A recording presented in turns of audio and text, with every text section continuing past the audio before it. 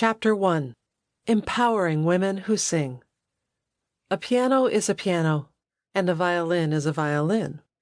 A voice is a person. Peter Pears. This book is about and for women who love to sing. It's written for singers who are approaching, moving through, or beyond times of fundamental changes in their bodies, the menopausal transition, and aging. At long last, information about menopause and its long first phase, perimenopause, is being gathered and openly discussed. It seems that every few days, another feature about the many signs and symptoms of this phase of women's life shows up online and in news reports. However, these sources rarely mention that voice changes, subtle or obvious, might be part of the menopausal transition. For those who notice singing voice changes, starting even in their early 40s, confusion and discouragement are common. Some of us may doubt our skills as singers or may even think there is something wrong vocally. Those of us who are career singers may worry about our ability to pay the bills, to do our jobs, or to get hired. Even if we were able to find research addressing the effects of menopause on the voice, such articles rarely include where to go for help. More importantly, scientific articles don't talk about the deep sadness we may experience when singing becomes undependable and uncomfortable. The changes don't end with the onset of menopause.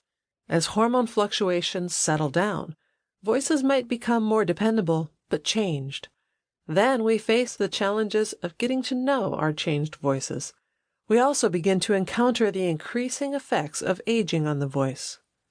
Numerous interviews with a diverse group of women provide the foundation for this book. The women are in various stages of menopause and present many of the issues female singers can face.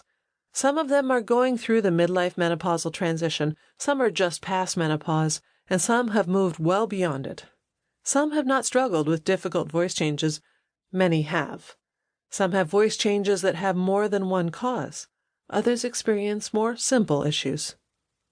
Though the stories are not the goal of the book, they certainly led us to that goal, to help women understand their remarkable bodies and their remarkable voices. The need to understand the stories led us to study the research in numerous disciplines. That research has allowed us to share with women an understanding of just what can happen during this phase in life. The many ways menopause can affect women physically, emotionally, and cognitively. The stories are as different as each individual, as different as each of us. Eventually, all voices change over a lifetime. We discuss the ways many women have adjusted to and accepted this natural inevitability, and provide information on where and how to find professional help, if needed. Above all, the stories and research dramatically illustrate how important it is for women to keep singing, in groups or as individuals. This may be a rough time of hormonal fluctuation and imbalance, which will move eventually to a time of a new balance and a new voice, a voice that, though different, is appreciated and valued. For Leslie, now age 65, understanding and being able to predict the vocal changes she would experience in her 50s was nearly impossible. Leslie told us, "My mother and grandmother said nothing to me about menopause. I never saw them struggle. My singing friends and I talked, but it was mostly joking or sympathizing about menopause.